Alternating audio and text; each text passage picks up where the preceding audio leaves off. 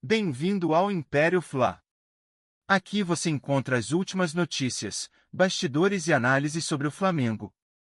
Sempre com informação atualizada e conteúdo de qualidade para a nação. Se inscreva no canal, ative o sininho e fique por dentro de tudo sobre o Mengão. A gente aqui, né, vai falar da Supercopa e também da saída do Alcaraz, que eu acho que pega muita gente de surpresa. Eu conversei também com algumas pessoas hoje ao longo do dia e a explicação o Alcaraz, pelo que entende a diretoria, pelo que entendem as pessoas que gerem o futebol agora, não se adapta a um modelo de jogo do Felipe Luiz. Ele foi usado de volante, foi usado de meia, foi usado de atacante, no entendimento de quem está ali. Ele não respondeu à altura do que se esperava e pelo investimento muito alto, 20 milhões de euros, entendeu-se que era melhor não correr o risco mais caro da história de não recuperar esse dinheiro pago no jogador mais caro da história do Flamengo. É claro que chama atenção, é uma negociação estranha, né, acontecer tão rapidamente, um jogador com valores tão altos, mas ela mostra algumas coisas. Uma coisa que ela mostra, além da diferença de comportamento entre uma diretoria e outra, e você fala, né, Dani, que a decisão foi tomada pela diretoria do Flamengo. Sim. O Flamengo tem hoje, e esse é um ponto diferente do Flamengo em relação a provavelmente todos os outros clubes brasileiros.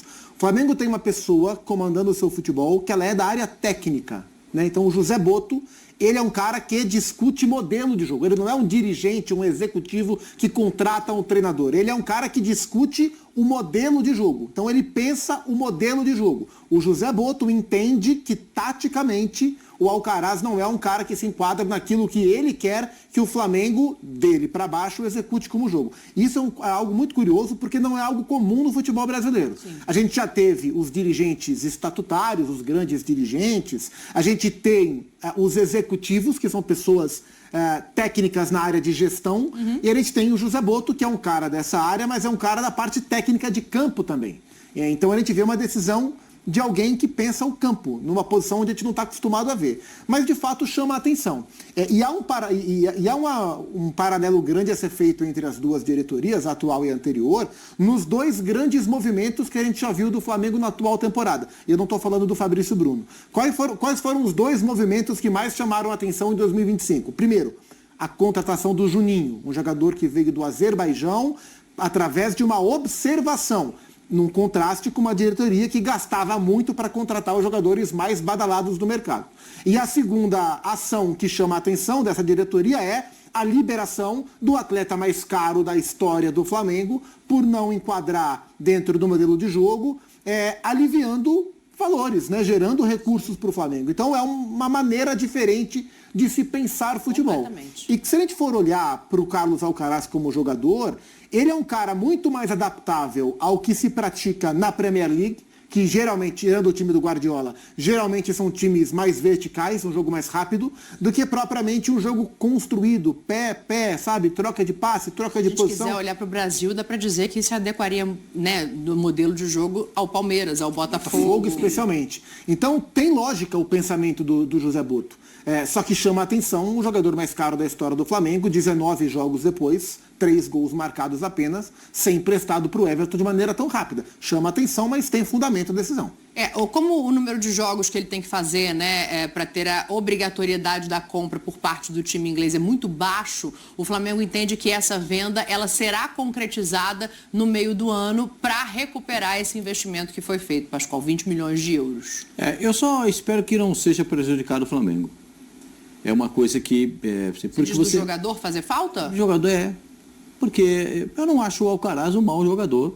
Não acho que o Alcaraz não se enquadra no plano de jogo do Flamengo. Talvez não valha o que custou, mas essa é outra discussão. Essa é uma outra discussão. É isso. Eu não acho que ele não se enquadra. É bom jogador.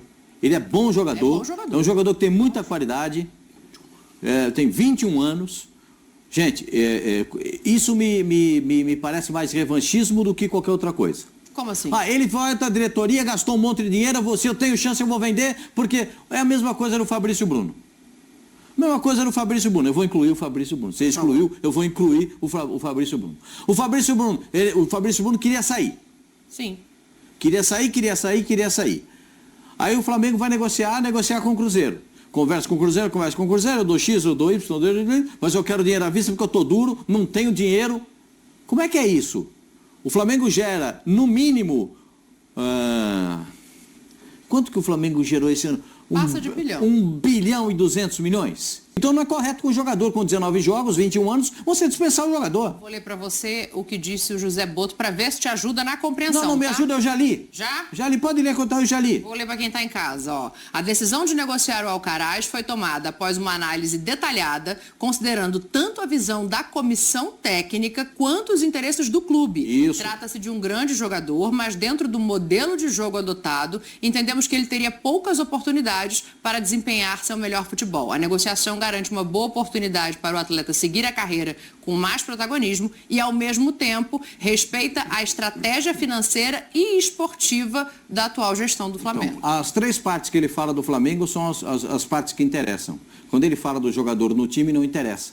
Por quê? Porque ele está com a visão apenas da administração, para dispensar o jogador. As 3 partes que ele cita o Flamengo, que o Flamengo precisa de dinheiro, precisa fazer o negócio e que o Flamengo está interessado em fazer esse negócio, é o que interessa. Porque as partes de que o jogador tem condição ou não... Você discorda que ele não cabe nesse modelo de jogo, então? Completamente. Completamente. Quem é que disse que o Flamengo não pode ser vertical? Quem é que disse que ele não pode ser usado em um momento ou outro como ser vertical? Isso me parece puro revanchismo. Mas a impressão que eu tenho é Puro que revanchismo. ele entende que ele pode fazer parte do elenco, mas para ser um jogador de 20 milhões de euros... É caro pra sentar no banco. O papel dele vai ser menor do que deveria. E se dá para fazer negócio e recuperar o dinheiro, acho que foi essa a visão, né? Se ele tivesse custado menos, talvez a velocidade dessa negociação seria menor. Ele poderia ter custado 10 milhões de euros. Não, aí eu não sei se ele seria negociado agora. Então você vai novamente cair no que eu estou falando. Ele custou 20 milhões de euros, entende-se que é um equívoco a contratação dele, não dá uma oportunidade para ele jogar e dispensa o jogador. O que é isso? Revanchismo, não dá oportunidade para o cara que foi contratado pela diretoria passada. É óbvio, é nítido, é claro. Me parece um ato de revanchismo enorme. Ah, não tenho dinheiro, tô 0 de dinheiro no caixa, preciso... Pedrinho, me paga à vista, que eu não posso vender o jogador se não for à vista, que eu tô duro. Você sabe quem me contou a história? Quem fez negócio. Você sabe quem me contou a história? Ô Dani, deixa eu falar uma coisa aqui. Fala. Até Tá esquisito isso aí no Flamengo, já tá vendo é? ali a informação que o Neymar tá chegando na Vila ali. Mano Brown tá cantando, a gente vai voltar pra lá, mas eu quero te ouvir. Eu assim, e também pra mim não coincide com o que o Felipe Luiz fala ali. Rasgou elogios pra ele, se dedica muito e pela jogada, não do gol. Porque a jogada do gol foi um gol de oportunismo, é um cara de imposição, entrou ali no meio, meteu a cabeça, fez o gol.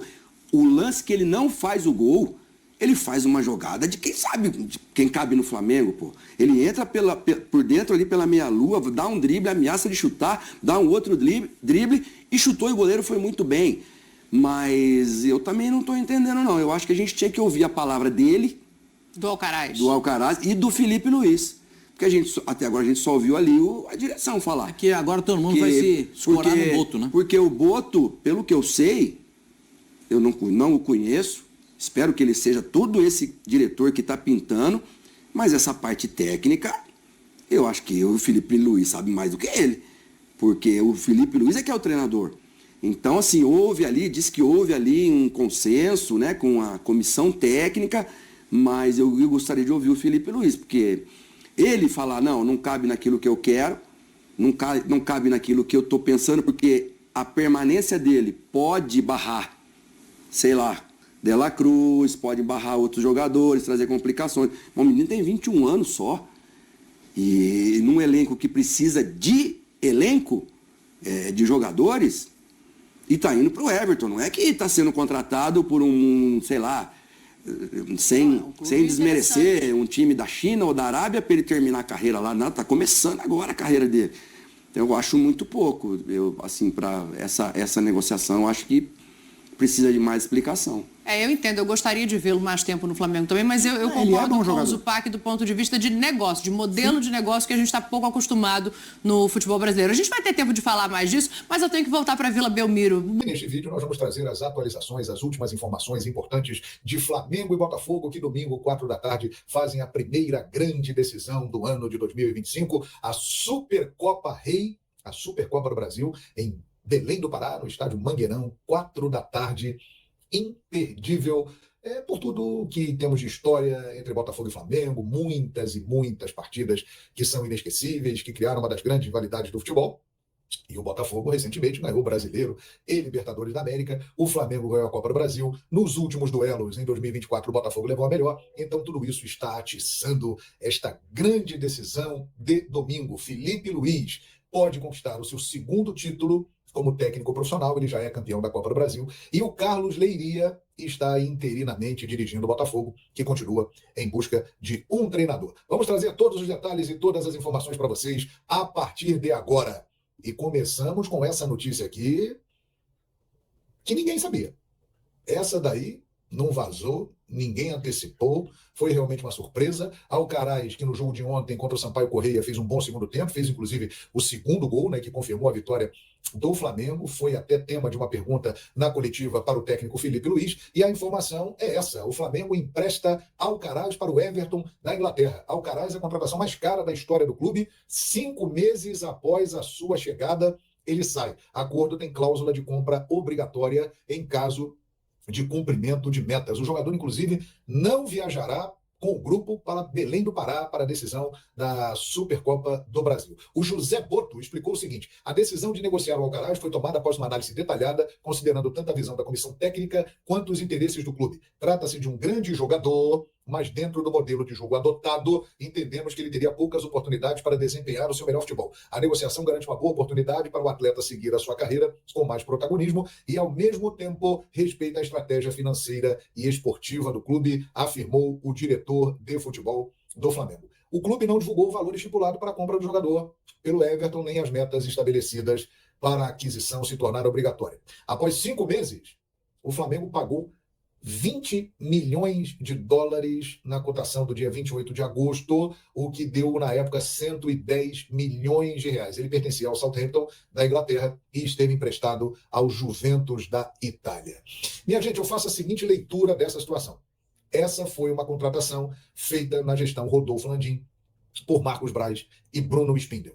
E uma negociação com um valor elevadíssimo. Muita gente questiona até hoje o que foi pago pelo Alcaraz. Como o Boto explica na nota, foi uma oportunidade de reaver parte deste dinheiro, né? E o Flamengo, claramente, com a direção agora do BAP e do Boto, seguindo um caminho e uma linha diferente do que era feito anteriormente. Então é isso. Foi uma contratação muito cara, polêmica, feita na gestão anterior. Eu acho que o Alcaraz é um jogador de muito futuro. Ele tinha condições de dar certo no Flamengo, mas está claro na nota. Ele não teria muitas oportunidades porque não encaixa no modelo de jogo. Ou seja, é uma decisão tomada pela diretoria e também com a participação do técnico Felipe Luiz. Surpreendente, hein? Alcaraz, portanto, se despediu ontem do Flamengo. Quem deve ganhar espaço com isso agora Matheus Gonçalves, é um cara que pode entrar por ali, né? Tem o garoto Pablo Lúcio, que vem das categorias de base, que joga como volante, joga também como meia. O Flamengo tem a oportunidade de usar o Plata também por ali. O Flamengo tem um elenco muito vasto. Alcaraz, portanto, emprestado, e se atingir algumas metas, será negociado pelo Flamengo.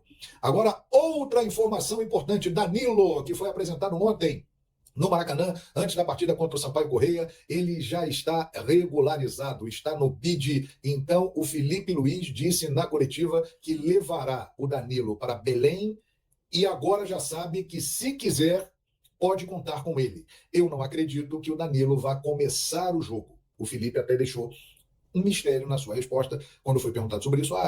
Vai jogar, não vai jogar? A escalação vocês vão saber 1 hora antes do jogo. O Danilo chega com muito prestígio e eu não tenho dúvida, pela sua experiência, pela sua qualidade, que será titular da zaga do Flamengo. Agora, não acredito que ele comece jogando, mas estará à disposição e pode ser usado realmente na sua estreia num grande jogo como é a Supercopa no próximo domingo. Outra informação importante: Flamengo recusa a proposta para o Wesley, dessa vez do Zenit da Rússia, 25 milhões de euros.